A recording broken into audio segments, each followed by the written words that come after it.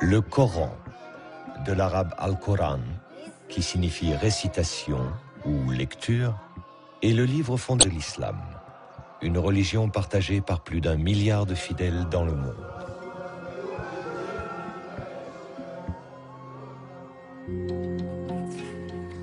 Pour les musulmans, le Coran est le recueil de la parole de Dieu, qui fut révélé au prophète Mahomet entre l'an 610 et l'an 632 de l'ère chrétienne, à la Mecque et à Médine, en Arabie Saoudite. L'ensemble de la révélation se répartit en de multiples unités de texte très courtes, appelées versets, au nombre de 6000.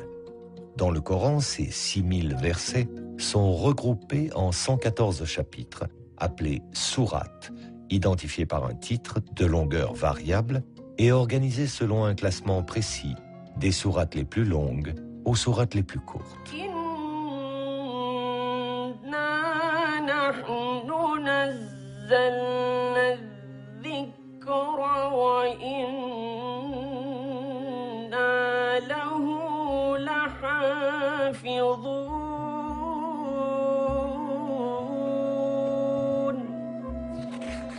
Pour la tradition musulmane, Dieu lui-même est le gardien du Coran.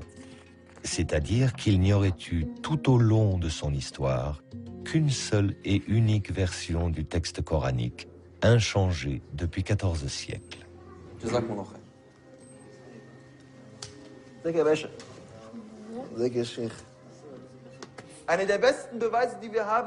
L'une des meilleures preuves que nous ayons, c'est le fait que tous les Corans dans le monde entier soient concordants. Le Coran qu'on lit au Maroc est le même que celui qu'on lit en Chine, et celui qu'on lit en Arabie Saoudite, le même qu'on lit ici aujourd'hui en Europe ou en Afrique du Sud. Où que l'on aille, quelle que soit la direction vers laquelle on regarde, c'est toujours le même Coran.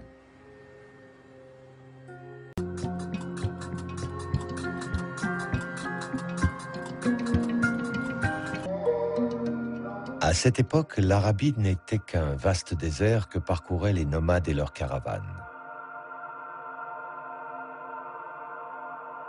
L'oasis de la Mecque abritait la Kaaba, un sanctuaire où l'on vénérait encore de multiples dieux, des idoles de pierre. Pourtant, les tribus juives et les chrétiens présents en Arabie diffusaient depuis longtemps déjà l'idée de la foi en un Dieu unique. Parmi les habitants de la Mecque, un homme faisait exception. Il s'appelait Mohammed, Mahomet. Marchand caravanier, âgé d'à peine 40 ans, il avait pour habitude de partir méditer seul dans une grotte. C'est là qu'il a reçu, en l'an 610, sa première révélation. Un homme lui apparut. L'homme marcha vers lui et lui dit « Ikra, lis, au nom de ton Seigneur qui a créé. »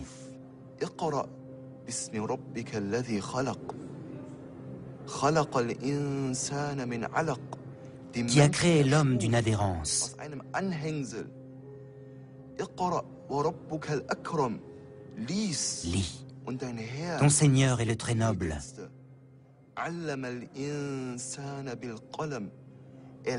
Qui a enseigné par la plume. A enseigné à l'homme ce que l'homme ne savait pas.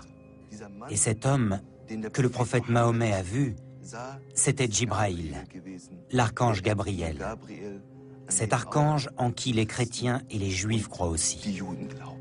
Ces 5 versets furent les premiers de la révélation faite à Mahomet.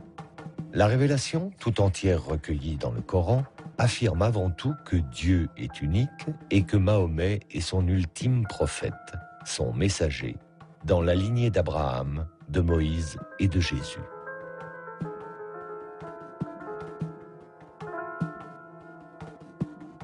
Elle aborde aussi les grands thèmes de la soumission à Dieu, de la récompense des fidèles ou du jugement dernier.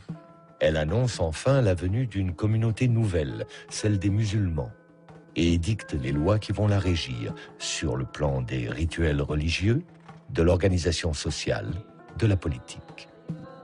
Au fur et à mesure qu'il les recevait, Mahomet partageait ses révélations avec Khadija, sa femme, puis avec son cousin Ali et ses amis proches, qui allaient former son premier cercle de fidèles, les compagnons. Ensemble, ils apprenaient par cœur chacune des révélations que le prophète continuait de recevoir. Ils les récitaient inlassablement pour ne rien en oublier.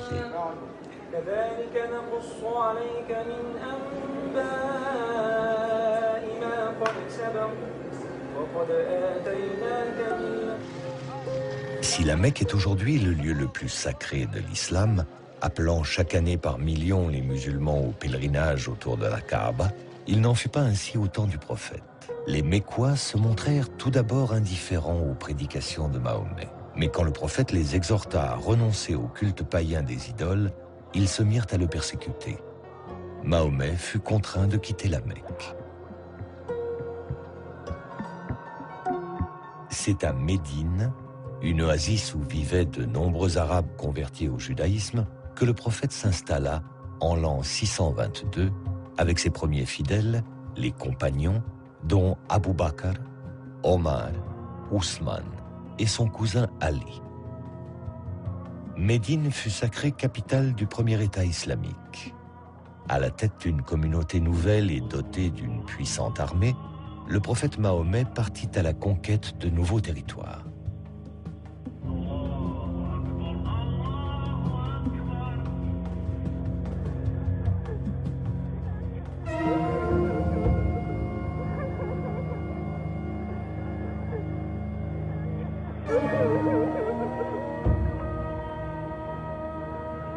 Le prophète meurt en l'an 632.